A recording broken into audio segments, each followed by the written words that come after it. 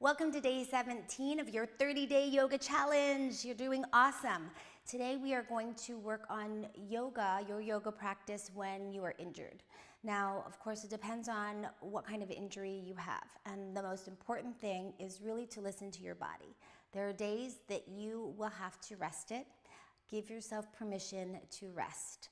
Then there are days that you will have to really modify and work at maybe 30% of your capacity, 40% of your capacity, 60% of your capacity. This is part of the yoga process. It's to be very humbling, to think that you can do a lot of things, or for me to think that I can do certain things when my body is saying it needs to rest and I need to allow time for my muscles to heal. So when this happens, when we do get injured, we're going to do just a few things for how you can modify, how you can still go to a class and be able to do things appropriately for your body. So if your hip flexors, if your psoas or iliacus, if they happen to be pulled or injured, or if you have any kind of like rotation going on, we're really going to focus on alignment. So if you have a block, great. If not, just be mindful of where your ankles are in line with your knees, in line with your hip bones. So our hip bones are right here. You can take a block, put it right in between your inner thighs. That's going to help me keep the alignment here. I look at my second toes. Make sure your second toes are facing forward. So when you're in mountain pose, Tadasana, or Samasthitihi even. So here, I want you just to be squeezing your thighs together and be aware of your alignment. So in a lot of vinyasa classes, we'll start off in Samasthitihi, in this equal standing pose. And sometimes it's good to take your feet apart. Second toe faces forward, shoulder blades back, draw your belly in. So scan your body. What hurts? What's tight? What might be injured? And what are you going to be extra careful of today? Okay, now I want you to bend your knees. So as we bend the knees, weight comes back into our heels. Keep alignment with your knees, your ankles, your hip bones. Draw your navel in. Keep your hands right here, just hold. So this is a great posture just for strengthening your pelvic bowl, tracking the alignment of your knees, strengthening your quads, drawing your navel in, and focus on your breathing.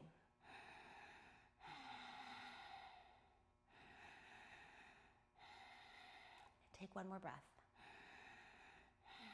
Good, inhale up. Okay, move that block out of the way.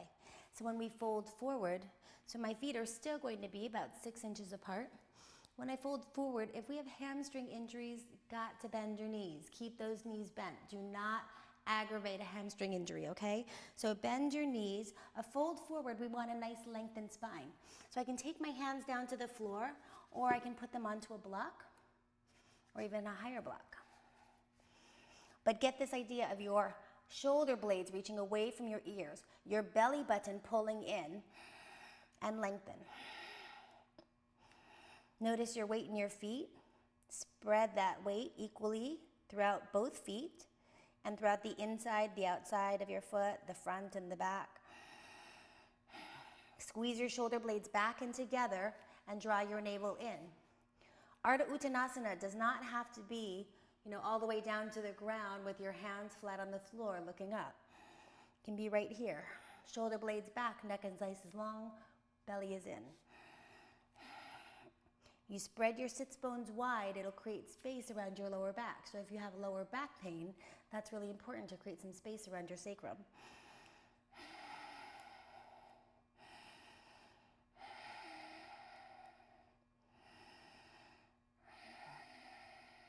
Take one more breath.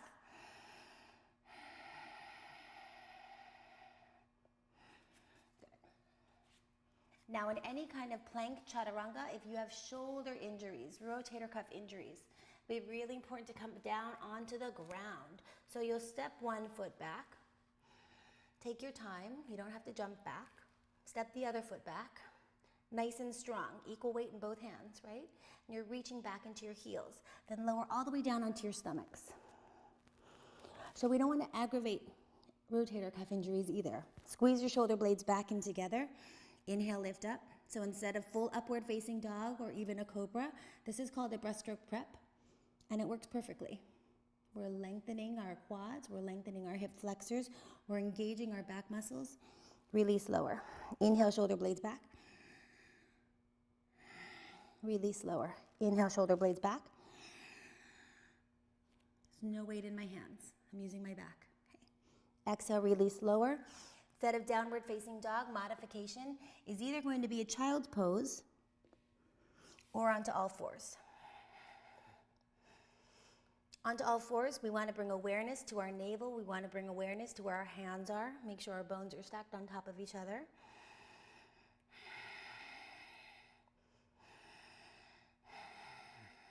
And then curl your toes. So if you feel okay in downward facing dog, then go ahead, downward facing dog. But reach your weight back in toward your heels so you can take it off of your shoulders and wrists. And again, if you have tight hamstrings, go ahead and bend your knees. So here I'm going to step my right foot forward. So if I'm injured and warrior one is challenge, so say psoas is injured, you can take your hands right here and take a shorter stance. So I may be here. Okay, your right foot is facing forward. Second toe faces forward. Your knee is still bent slightly, and you're doing your best to square your hips off. Your hands can be lots of different places. So sure, warrior one, normally we would have our hands up toward the sky. They might be shoulder distance apart or together. But if that bothers your shoulders or aggravates your neck, this is perfectly fine. So every pose should be modified for your body on that specific day. So whether you're in a class or whether you're at home, you listen to your body. So this warrior one is a really short stance. So that way I can actually keep my pelvis stabilized without getting too flexible. Good, then warrior two would be the same way. So your heel lines up with the arch of your back foot. Or with the heel of your back foot. Okay. And then you bend your knees, but it's still going to be a really short stance. So if I'm injured and I don't want to stretch my adductors very much, short stance, but keep the alignment, knee over your ankle. Now we look over our middle fingers, your drishti, right? But if this doesn't feel good, say your neck is hurting you or you have a kink that day, go ahead and look straight ahead. Keep your shoulders nice and relaxed. You can turn your palms up, slide your shoulder blades down your back, and then turn them back over.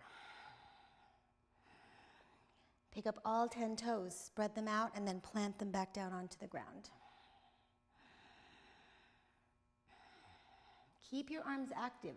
Energy reaches fingertip to fingertip, head and tail. And breathe. So in yoga, we are allowing ourselves to come into the physical asana, into whatever the asana looks like, the posture looks like that day. And our bodies are constantly changing. So it's our responsibility to listen to our bodies and to accept where they are today, which could be really different from yesterday or last week or last year or tomorrow. Okay, now straighten your leg. Toes are still facing forward. I'm going to turn my back toes in a little more for triangle pose. So when we're injured, if we have scoliosis, it's going to be really hard to come into this, lengthened torso. So you'll take your hand onto a block. You can even take it up to your femur if you need to. So normally triangle pose, arm is up toward the sky, right? We're looking up at our thumbs. Some days it's okay just to take your hand to your waist or even lie your hand along your thigh. Get this lengthening, draw your navel in. Still feel this rolling open. We want our ribs stacked on top of each other. Quads are working. So lift up on your kneecaps and find a focal point. Breathe. So get the essence of the pose down. Feel grounded in your feet. Feel lines running from your head to your tailbone, from the bottom to the top. Inhale, come up. Pivot your feet the other way. Okay, so for Warrior 1, Virabhadrasana 1, again, we're going to take a shorter stance than normal when we're injured, depending on what that injury is. Your arms can come up. They can even come in front. They can come to your heart. Square your hips. What's important is that you are breathing and mindful. What the pose actually looks like is not as important so long as it's safe.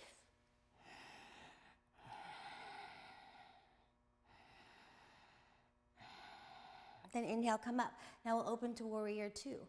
So Virabhadrasana 2, again, a much shorter stance. We do want our torso upright. Don't want to be leaning forward. Don't want to be leaning backwards. So think of being sitting right on our pelvic girdle. Make sure your front foot is straight. The second toe faces forward. Back toes turn in slightly. Drishti is at your middle finger. You can turn your palms up, slide your shoulder blades down your back, then flip them back over. Draw your navel in.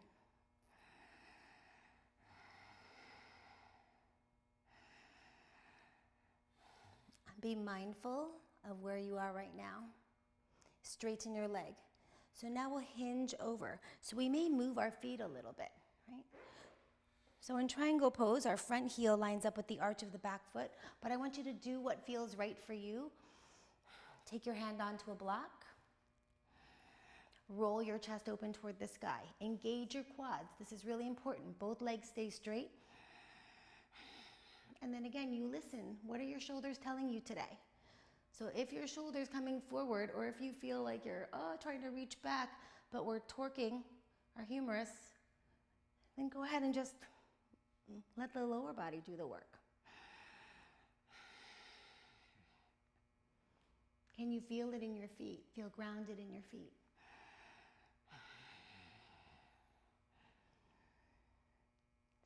We're not always opening and lengthening and needing to be really flexible in yoga. We're finding the balance between stabilizing and between opening and lengthening. Inhale, come up. Okay, we do a lot of forward folds. So in forward folds, again, bend those knees. So we don't want to hurt anything. If your lower back is hurting, if your hamstrings are hurting, if you're injured, hands to a block. Toes come in slightly, bend the knees, fold forward.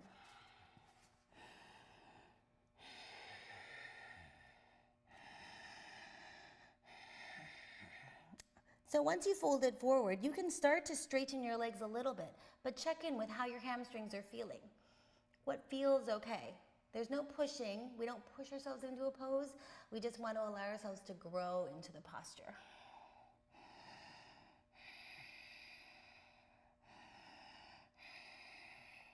Good. Inhale. Exhale. Inhale, bring your hands to your waist, come all the way up, and exhale. Okay, use blocks, straps, whatever props you have to make each posture feel comfortable for you. So sometimes balancing isn't going to work if we're injured, especially if it's a knee or if it's a hip. So use a wall, okay? Or keep one foot on the floor. So your modified tree pose will be here. So then that way there's not all this weight on one leg. We're working on getting the hips to be nice and open. We're still drawing our belly in. We're working our core. We're lifting our chest. We're letting all the prana flow through our bodies. Your arms can come wherever they want to. But it doesn't have to be an all out there, leg behind the head kind of a posture for it to be yoga. Okay. Sometimes less is more. Lower that foot down. Inhale, arms up. Exhale, lower your hands to your heart, and we'll switch sides. So both feet stay planted down onto the ground. And this allows me to check in. Where am I hurting? What do I need to nurture today?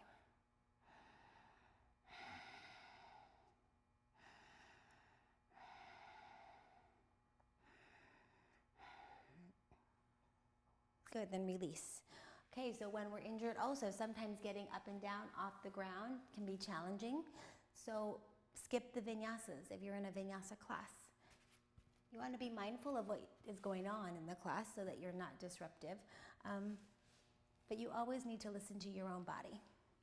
Okay, so in a forward fold, if we have hamstrings that are injured, we're still going to keep our knees bent.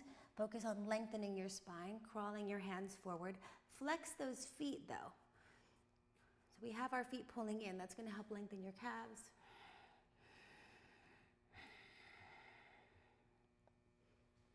And remember mindfulness and awareness and presence and breathing.